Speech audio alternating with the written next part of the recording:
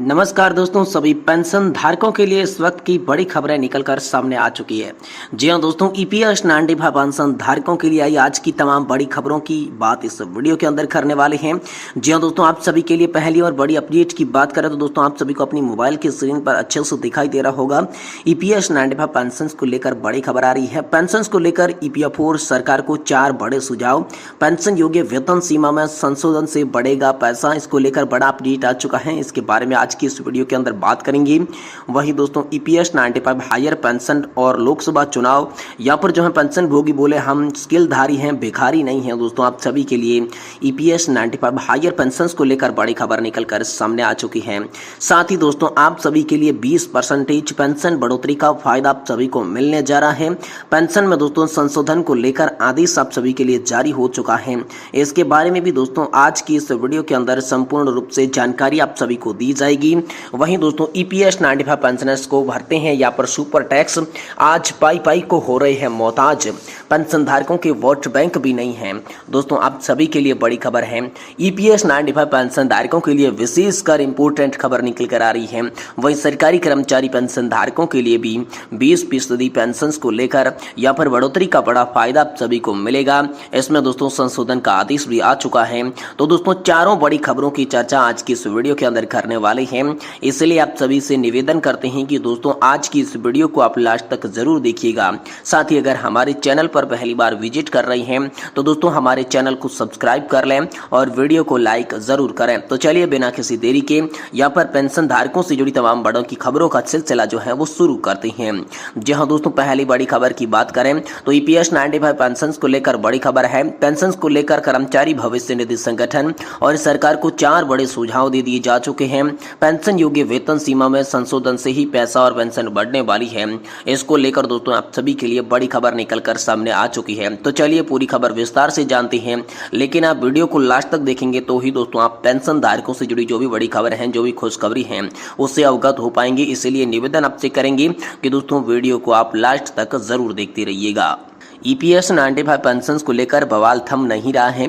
सरकार और पेंशन भोगियों के बीच यहां पर जो है सीधी लड़ाई हो रही है। कर्मचारी भविष्य निधि संगठन यानी कि ईपीएफओ पर गुस्सा उतारा जा रहा है। सरकार से बड़े आश्वासन की उम्मीद थी जो मिली नहीं। अब पेंशनर्स खुद सरकार को कई सुझाव दे रही हैं जिससे पेंशन भोगियों को लाभ कैसे मिल सके ये बताया जा रहा है। दोस्तों पेंशनर्स आंदोलन से जुड़े रामकृष्ण पिल्लई ने सुझाव दिया कि सोशल मीडिया पर एक पोस्ट के माध्यम से उन्होंने लिखा कि मेरे हिसाब से ईपीएस 95 पेंशनर्स के लिए सरकार को ठोस पहल करनी चाहिए। क्या क्या पहल हो सकती है, इसको लेकर दोस्तों 4 बिंदुओं में समझाया गया है।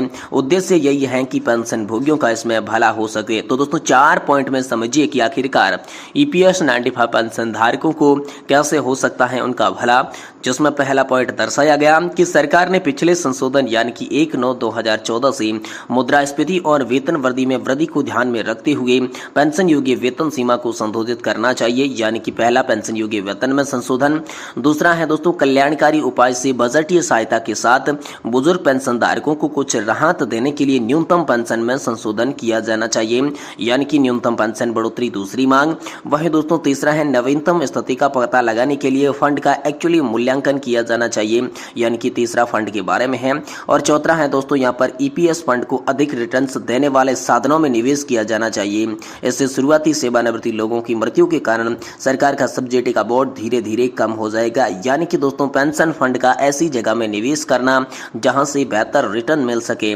इस प्रकार के ये 4 सुझाव पेंशन धारकों द्वारा सरकार को दिए जा रहे हैं, कर्मचारी भविष्य निधि संगठन को दिए जा रहे हैं, जिससे पेंशन धारकों का भला हो सके। वही दोस्तों अगली बड़ी खबर ईपीएस 95 हायर पेंशन को लेकर निकल कर आ रही है। जी हां दोस्तों, ईपीएस 95 हायर पेंशन और लोकसभा चुनाव को लेकर बड़ी खबर है। पेंशन भोगी बोले हम निस्किलधारी है, भिखारी नहीं है। जी हां दोस्तों, यहाँ पर BSP retired employees welfare association ने पेंशनर्स के दर्द को यहाँ पर सबके सामने रखा है। जी हां दोस्तों, BSP retired employees welfare association की उपाध्यक्ष एमएस शांत कुमार ने कहा कि वरिष्ठ नागरिकों को प्राप्त संवैधानिक अधिकार के तहत लोकसभा चुनाव में मतदान कर अपने हितों की रक्षा के लिए अपने वर्गीय दुश्मनों की नीतियों को परास्त करेंगे।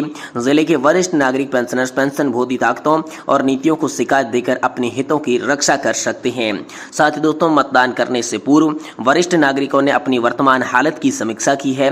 यह निर्णय लिया गया है कि लंबे संघर्ष के बाद मौजूद केंद्र सरकार पेंशन को लेकर अड़ी हुई है, इसलिए उन्होंने सबक सिखाने के लिए लोकसभा चुनाव में भाजपा को वोट नहीं करेंगे।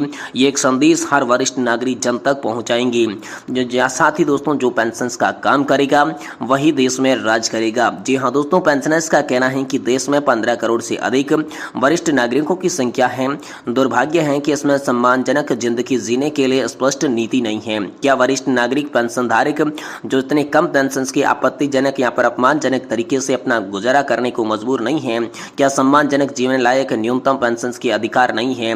महंगी स्वास्थ्य सेवाएं, महंगी दवाइयां, उस पर गंभीर बीमारियों की दवाइयों पर या पर 20% से अधिक जीएसटी, रेल सफर में मिलने वाली रियायतों पर रोक, बचत पर लगातार ब्याज दरों में कटौती, बढ़ी हुई महंगाई, बेसहारा वरिष्ठ नागरिक बुजुर्गों के लिए वृद्धाश्रम का अभाव, चिकित्सा सुविधाओं की कमी भी छुपी दोस्तों नहीं है। इन परिस्थितियों में जी रही वरिष्ठ नागरिक अपनी तंग हाल वाली शासक वर्ग और उनकी नीतियों को मतदान करने के लिए पूर्व याद करेंगे।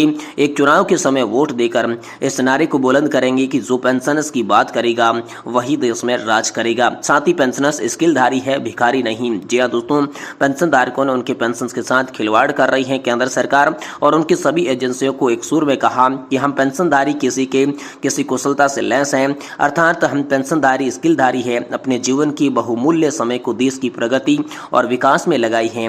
अब सेवानिवृत्ति होने के बाद हमें पेंशन देते समय भिखारी समझा जा रहा है। देश का शासक याद रखे कि हम स्किलधारी है, भिखारी नहीं है। ये बात दोस्तों हाल फिलहाल में पेंशन धारकों के द्वारा सभी के लिए की गई है।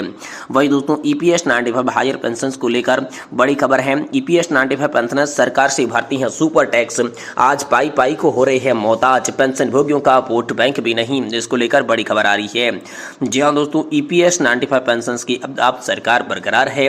न्यूनतम पेंशन 1000 रुपए से बढ़ाकर 7500 की मांग की जा रही है, लेकिन सरकार और ईपीएफओ की तरफ से भाव तक नहीं दिया गया है। इस बात को लेकर पेंशनर्स खासा नाराज चल रही हैं।